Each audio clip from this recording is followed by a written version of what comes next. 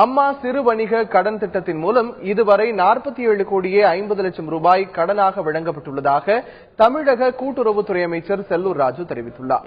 சென்னை அயனாவரத்தில் நடைபெற்ற அம்மா சிறு வணிக கடன் திட்ட முகாமில் கலந்து கொண்ட அவர் கடன் வேண்டி பதிவு செய்த சிறு வணிகர்களுக்கு காசோலையை வழங்கினார். பின்னர் செய்தியாளர்களிடம் பேசிய அவர் தமிழகம் முழுவதும் நடத்தப்பட்ட 25,000 முகாம்களில் கடன் வேண்டி 3 லட்சம் சிறு வணிகர்கள் விண்ணப்பித்துள்ளதாக தெரிவித்தார்.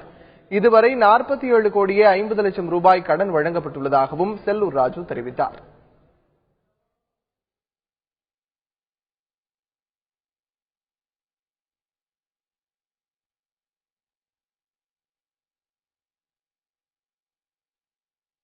இருபத்தி 25,000க்கு மேற்பட்ட முகாம்கள் நடந்திருக்கு. தமிழ்நாடு முழுவதும் வழங்கப்பட்டதில் ஏறத்தாழ 3 லட்சம் மனுக்கள் வந்திருக்கு.